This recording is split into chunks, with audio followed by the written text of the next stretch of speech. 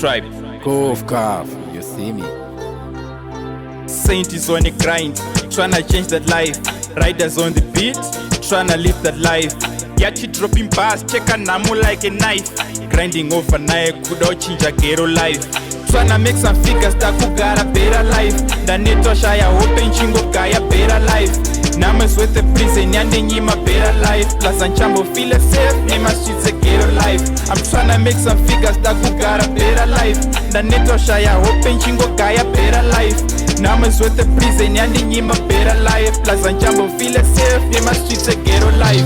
I've seen a younger sister muma bawa taking pints. Boost her confidence, she be tryna sell her thighs. Onyebra to be kind of she move place her name lies. Before she picks her senses out, what saying what say my fries. Coming from the ghetto, so danyasha to survive.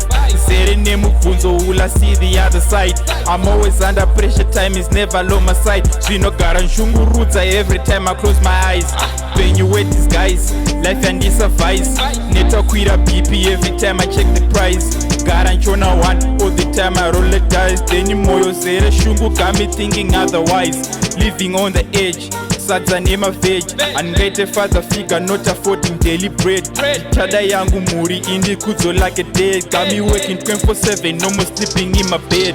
Tryna make some figures that could got a better life. The neto shaya open chingo gaya better life.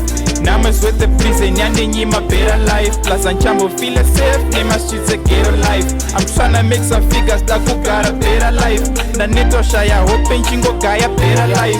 Namas with the prison, yanding him a better life. Plus and chambo feel safe, name a streets a ghetto life. Oh, ikarati indini jetli, ghetto yotere kungava rese lately. Ameno vari kutamba fanika friendly. Kumanya fanika refrini. Bvunza T1 fabika na tefli. Tinoda Benjamin kana Franklin.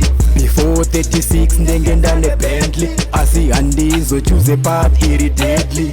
Zvaizvizvi nhamo yakarova badly. Saka ndichiterera sauro sedly. Ukafona nezvemari nhamba dzangu toll free. Ukatanga zvemaku accuse me politely. Ndomuka early daily ndikwanise kufeeda family. I ain't got no type ndinenge swahili. Ndinoita zvese just pay me. My streets idilema Nelly. Chuza yako path safe kana scary. Nekuti pane mari ndo pane jeri. Asi ukapukunyuka watokuseri. Tryna make some figures that could got a better life. The neto shaya open chingo gaya better life. Namas with the prison, yanding him a better life. Plus and chambo feel safe, name a streets a ghetto life. I'm tryna make some figures that could got a better life. The neto shaya open chingo gaya better life. Namas with the prison, yanding him a better life. Plus and chambo feel safe, name a streets a ghetto life.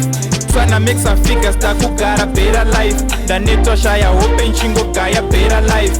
Namas with the prison, yanding him a better life. Plus and chambo feel safe, name a streets a ghetto life. I'm tryna make some figures that could got a better life. The neto shaya open chingo gaya better life. Namas with the prison, yanding him a better life. Plus and chambo feel safe, name a streets a ghetto life.